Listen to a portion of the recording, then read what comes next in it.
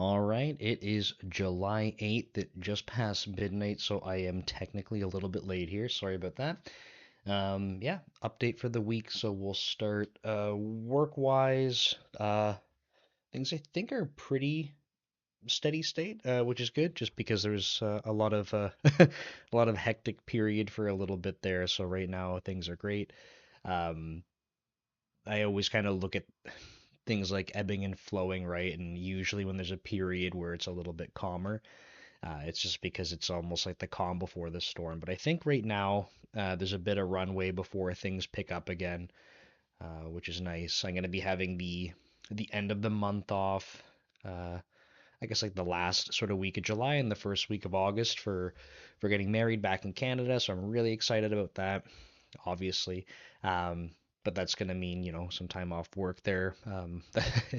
It's going to be time off work, but it's going to be super busy. So, yeah, it's going to be good. So, work-wise, right now things are good, and I guess content-wise, if we're looking at kind of how the channel's been going and stuff like that, I was a little bit surprised. I put up a couple of videos that were, I think, as I had a recommendation about, hey, like, can you put out some longer form content? I think someone had stumbled upon a video from a few years back when I tried making a video or two, and I was like, ah, man, like, YouTube's not for me. And if you if you see them, they're long, like they're like 45 minutes to an hour plus. Some of the videos, but someone watched one and they said like this was really good, like in the sense that there was more time to explain things, and they asked me if I could make more. So I did try doing that. I had I think two that went out this week, and um, the the view count wasn't necessarily super high or anything. It's not like that changed. It was kind of normal-ish. I've had not a ton of views recently on my videos, which is kind of disappointing, but that's just part of the process. But what was interesting was that the amount of time that people spent watching the videos was actually way higher. It was like 2 to 3 times higher than average. So just for context, I think two of the three videos I put out this week had roughly, last time I checked, it was like 4 to 5 minutes of watch time. And the one that was out today that was kind of the normal length of a video was like a minute and a half. Like, huge difference. So that's kind of interesting. I think I'll be trying to mix in more content like that. Um, of course, like for me, I want to be putting out useful content, but I am interested in being able to grow the audience, of course, right? I would love to get to a point where, the channel can be monetized. But that, I think right now, like in terms of subscriber count, like I'm pretty close, but the watch time is just like, it's just not there. Uh, I had, it's interesting if I look back at some of the older videos I posted before I was more consistent. What was really interesting was that over time, over the past couple of years, like even those videos accumulated a lot of views, like by my standards, right? So, um, I might see, the videos I posted the past few weeks, like getting up to like 2 to 300 views on a video is actually quite high for the standard. But I have a couple of videos that are tutorials from 3 years back, 4 years back that are like a couple thousand views.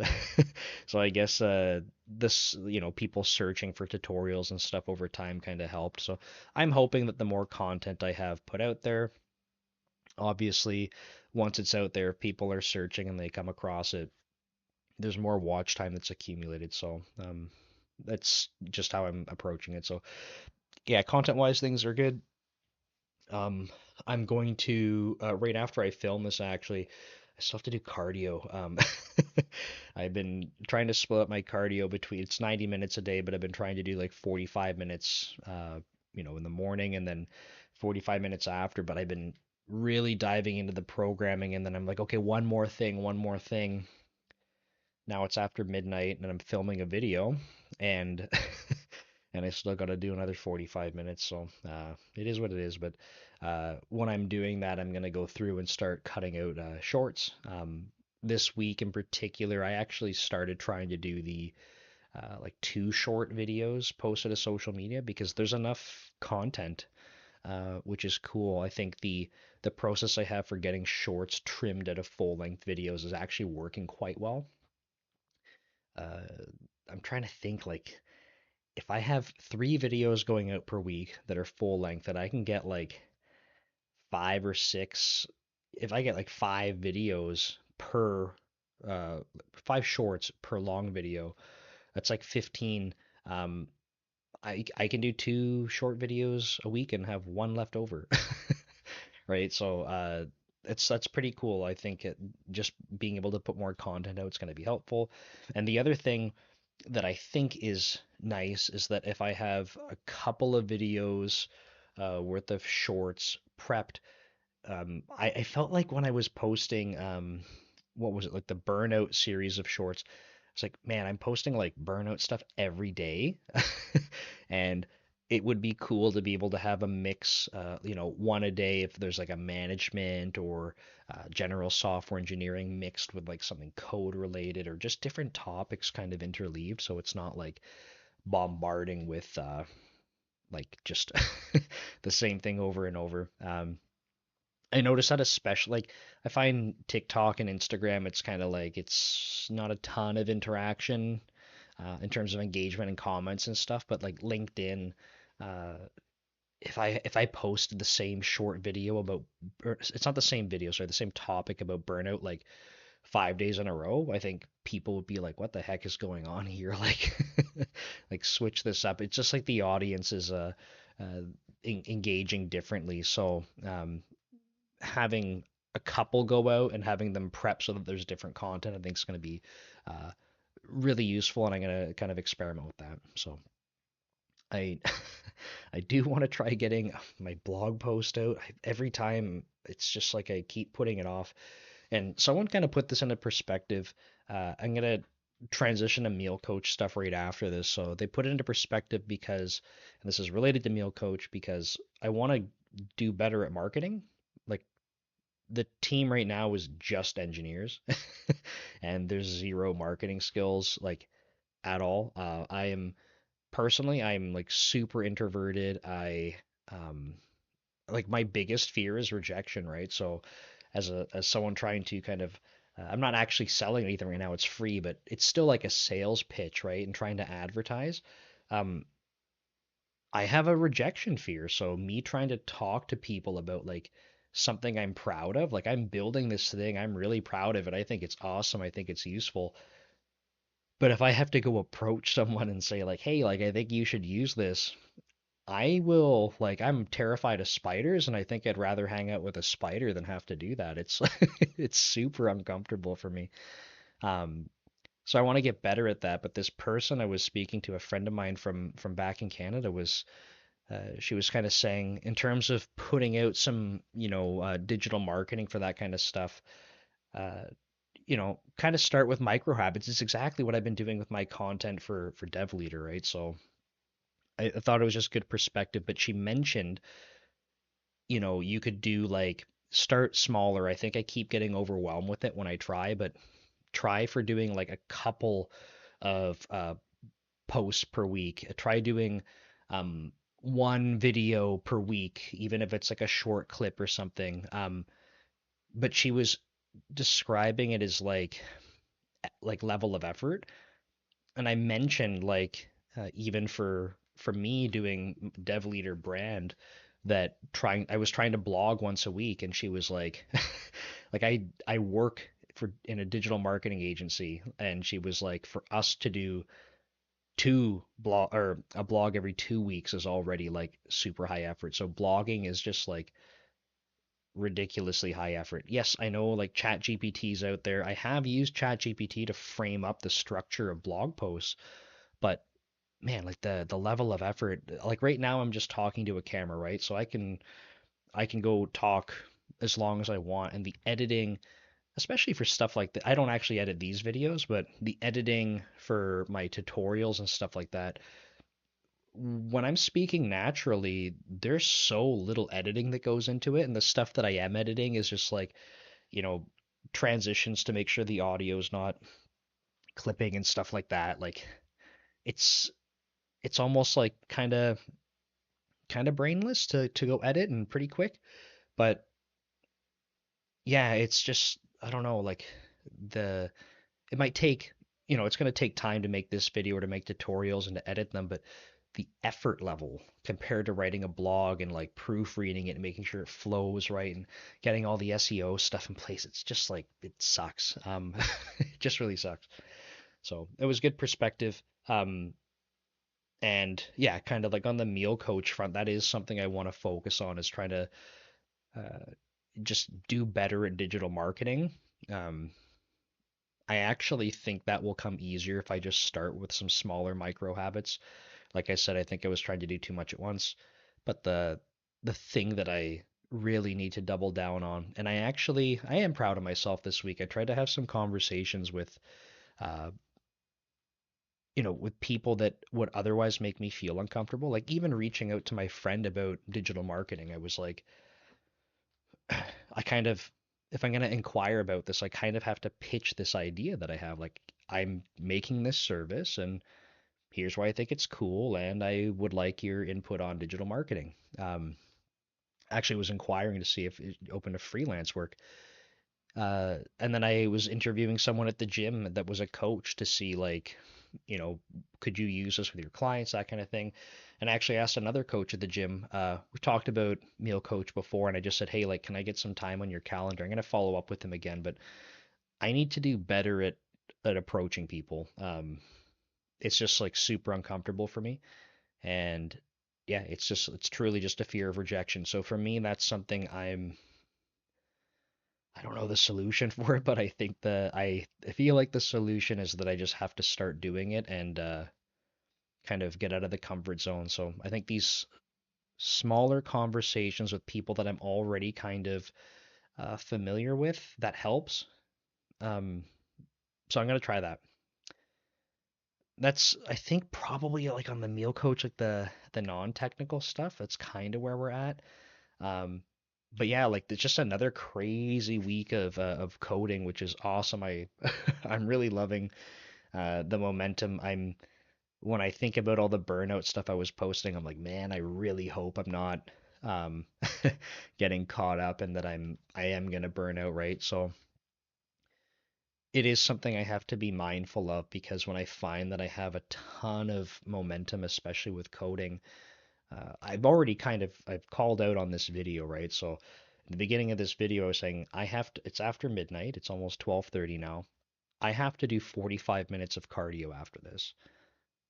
And the only reason that happened is because I was coding and putting off doing the cardio.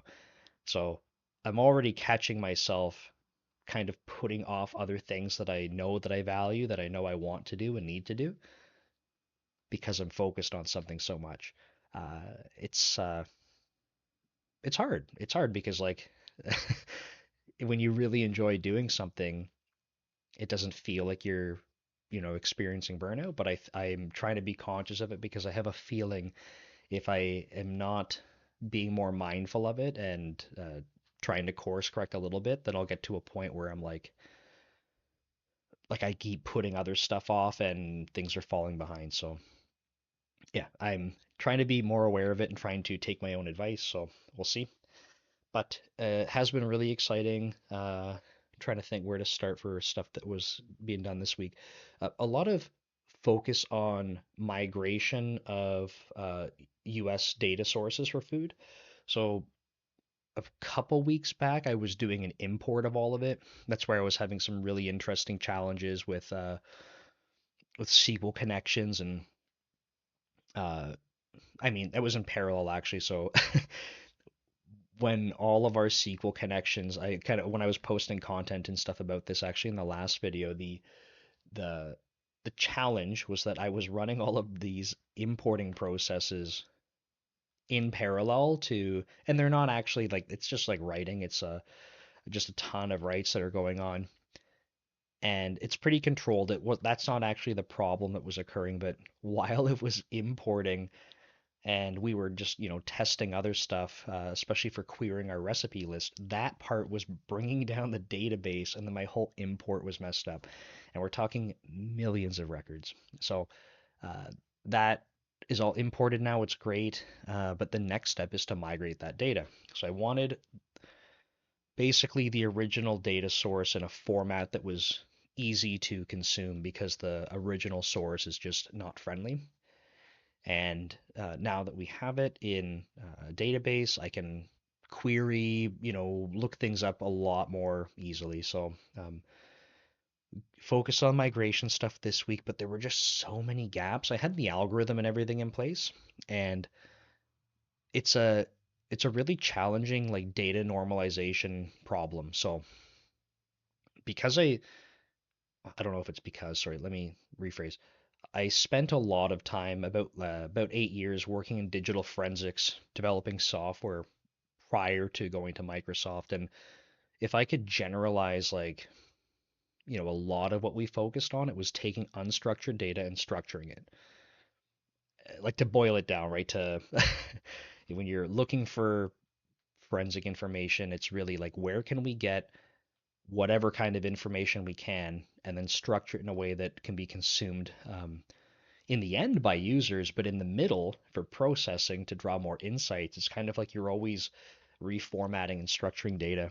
So uh, I do have a ton of experience doing that, which I'm very fortunate for. So in this particular case, it's really about trying to align data schemas, and the US data source, I guess from my perspective, is supposed to be like this like pristine data set with tons of information. And it is really good. Like there is a ton of information, but when it comes down to normalizing it for consumption, like it's bad.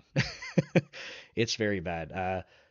I know they offer an API, and after kind of like working through their data, not accessing their API, but using their data, I don't know how their API can do anything useful. There's just not enough structure. So I mean, I'm not saying it's an easy problem to solve. Like I can't imagine maintaining that database. But anyway, I've imported it. I have the process where I can keep re-importing it. The migration step is really taking their denormalized data set and then restructuring it to fit the meal coach paradigm. So the back end of meal coach is actually a system called Calorate, and Calorate is um, essentially the extension of what I was building in university, which God, that's like like 13 years ago now. No, not quite. 11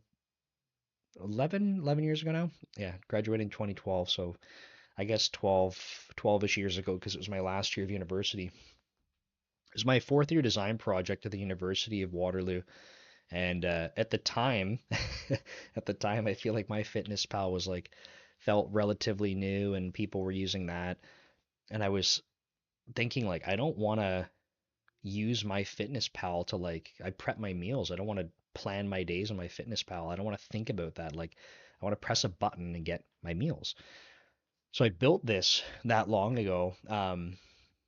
And really, when I started building it again, because I was interested in trying it out again, I was just focused on the processing side for the server. So the back end of Meal Coach is a system that's called Calorate, and that I guess at this point, like it's really just structuring it to the Calorate data schema. So there were so many differences in like the US data set had like a ton of additional nutrients, which is really cool. I think we had like 200-ish and there's 475 now. Like they just have a lot more detailed information for some of their foods, which is great.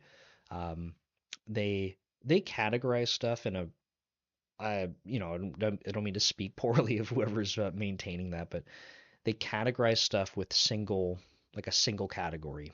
And when we tag stuff, it's almost like hierarchical or like multi tagging versus a single category. So their tags or their categories, I guess that's our version of a tag, is just it's very convoluted because they have to combine information into like a single tag. So that was a bit of a nightmare. We wanted to make sure that we could get brand information and stuff like that as we were going. So uh, there were a lot of gaps. And I think at this point, like through the week, I was just really trying to close all those gaps. And it was good because as I was going along and closing them, like I was able to kind of fix up a couple of like janky things that um, I was like, oh, like for example, for the nutrients, like to make sure that they were aligned, like I would go back and work in the nutrients microservice and find some things. I was like, oh crap, like I should have cleaned this up. So it was a good opportunity to refactor as I was going, especially like in the testing side of things. So that was good. Um, but so today was the first time that I actually went to go run some of the migration, and I broke it up so that I could do it in smaller steps, right? Like I said, or I don't know how many foods there are, but in terms of records that I kind of have to look through, there's millions. So the I was like, okay, I'll try like 10, I'll try 100, I'll try 1,000, and that was going well. But in the beginning, there was a couple of issues. So like, there's a few duplicated entries now that I'll just clean up, and I'm gonna rerun it. But one of the cool things, this is a way easier SQL problem to solve, fortunately. Um, I was running it from my machine, communicating to the server originally, and I knew that was going to be slow. It's not on the same network, so uh, I think I predicted based on how fast it was going to take like half a week to go migrate all the data, which is terrible. And I'm like, okay, well, seems to be working. Let me go run it server side. Like this should be lightning fast now because the round trip time will be so low. And I was running it, and I was looking at so when we go to create foods as we're migrating their individual jobs, which I'm thankful I did it this way. And I was like, man, it's taking like almost 10 seconds, like 7 to 10 seconds per food. And I think there's roughly 500,000 foods in total that have to get migrated. So I'm like, man, this is just insane, even on the server side. So as it was migrating, I was like, this doesn't make sense. But I looked at the individual food jobs, and that part is strictly cal rate. That's like we formatted the data, we have it in memory. Now go like let cal rate go run the job to go, write all the records to the databases and stuff. That happened if I look at the job times within a second. So I'm not saying that it couldn't be faster. I'm sure it could be way faster. I haven't even optimized it, but it's within a second to go do all of that to create one food. But between creating the foods was like 7 to 8 seconds, or so I guess like 7 to 10 seconds, depending on the record. So I'm like, this is nuts. But it means that it has to be part of the process that's not, built into cal rate. The migrating stuff is kind of like the new extension to be able to do that.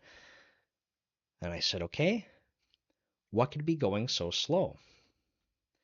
And I'm not, this is kind of my thought process was like, maybe it's worth kind of explaining this a little bit. I like, when I have to approach debugging, the way I think about things is like breaking down pieces of the system so that I can isolate parts.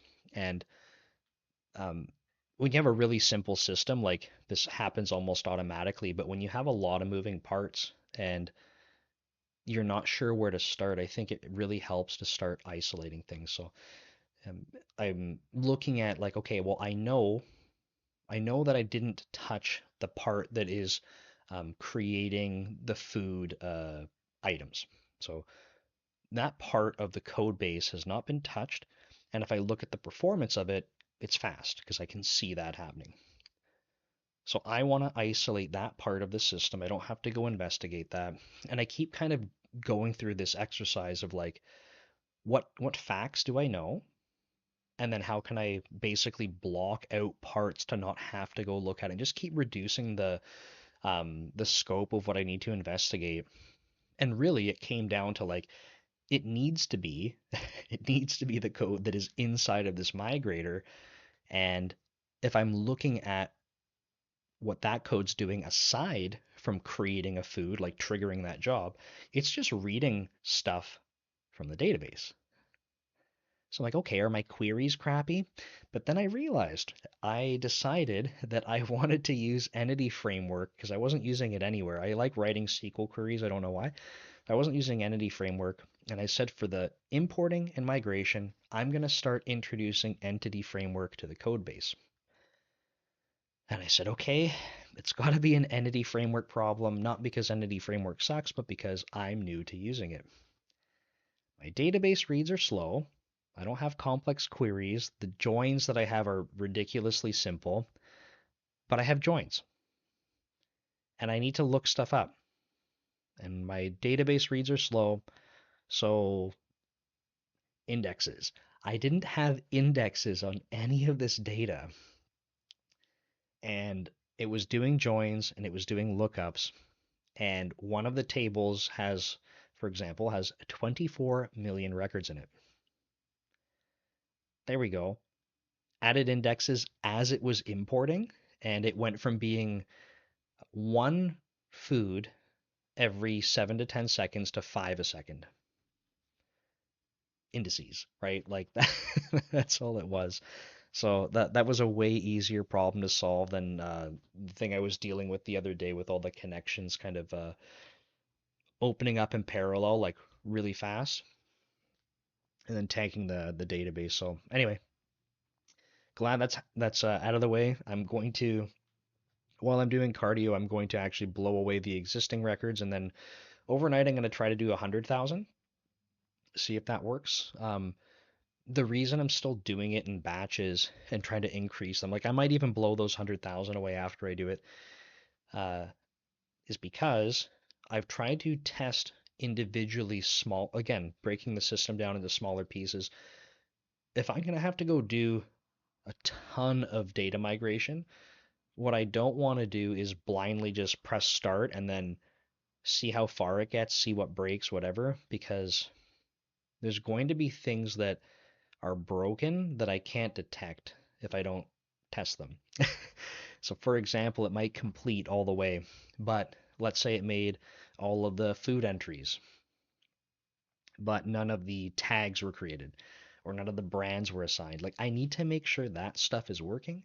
And even when you start to look at those individual pieces and isolate those, because the data is not normalized, in my opinion, sufficiently, there's so many edge cases that I don't know if I know them all.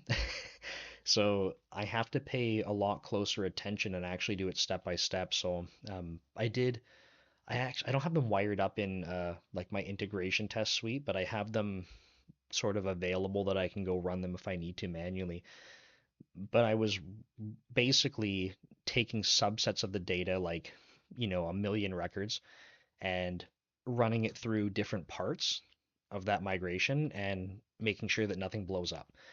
I, as a human, cannot go assert all of the things that were being, handled there, but as long as I could cover, observe enough variation and make sure that nothing was exploding, I'm like, okay. So now that I've done that piece by piece and kind of, individual parts of the migration, this is still going to be a bit of a, like, I'm going to do the migration, try to do 100,000 records, and when that's done, I'm going to spot check a handful of things. And if it looks okay, then I won't blow it away. But if I catch anything, just to be safe, I'm just going to start again because, just to give you an example, if I see like one record where I'm like, hey, it didn't tag it properly, I don't know how many other records aren't tagged properly. So, like, I'm going to just start fresh and do it again. So that's a plan for overnight. But yeah, I think that's mostly it. So once I once I press the stop record button, it's cardio time. I'm gonna do that migration, and then I'm just gonna get some shorts prepped for the next couple days. So yeah, that's the summary for this week. Like I said, it's been nuts. Only other thing worth mentioning, and I'll make some videos on this stuff. I'm really terrible at it now, but Azure DevOps, spending a lot of time in there. I hate this stuff, not Azure DevOps in particular, but DevOps I can't stand. So um, I'm hoping that I spend more time in there and I have some experiences to share, and then I can make some content on it. So maybe we can look forward to that. So thanks for watching. Thanks for your support, and we will see you next week. So take care.